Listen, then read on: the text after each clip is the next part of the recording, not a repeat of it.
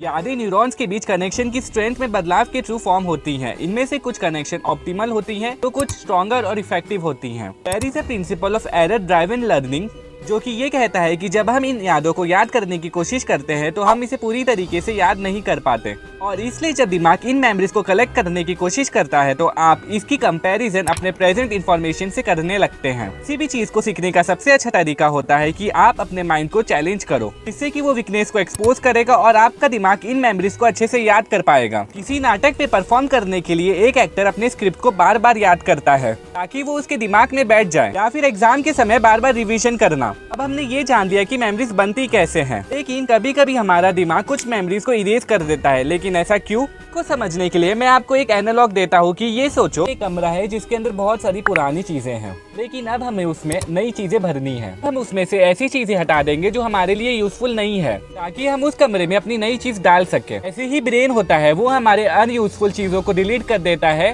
ताकि वो नई इन्फॉर्मेशन स्टोर कर सके और समय आने पर हमें यूजफुल इन्फॉर्मेशन याद आ जाए। इसी तरह आपका दिमाग उन लोगों को याद नहीं रखता है जिन्हें आप सड़क पर चलते हुए देखते हैं।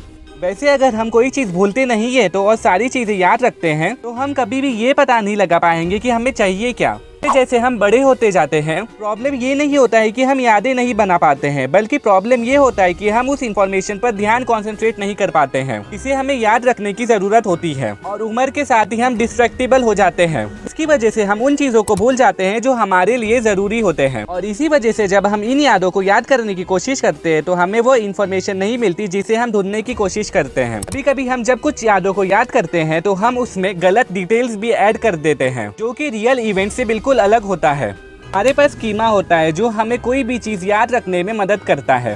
तो इमेजिन कीजिए आप बैंक गए हो और आपको पहले से ही बैंक में होने वाले इवेंट और नहीं होने वाले इवेंट के बारे में बहुत सारी इन्फॉर्मेशन है। स्कीमा आपको उस इन्फॉर्मेशन की रेंज को लिमिट करने की अनुमति देता है जिसे आपको याद रखना है, और साथ ही नया डेटा को याद करने में और उसे अप्लाई करने में भी मदद करता है। लेकिन कभी कभार ये स्कीमा और सारे ब्लैंक स्पेस में गलत इंफॉर्मेशन भी भर देता है। दूसरा रीजन ये है कि हमारी यादें समय के साथ बदलती रहती है। इस दौरान आप अपने मेमोरीज को अपडेट करते रहते हैं। इसके कारण हम कभी कभी दो इन्फॉर्मेशन को एक साथ मिक्स कर देते हैं। इसकी वजह से हमारे दिमाग में कुछ गलत इन्फॉर्मेशन भी आ जाती है। जब हम दूसरे लोगों के साथ अपनी यादें शेयर करते हैं तो इससे हमारी यादें अपडेट होती रहती हैं।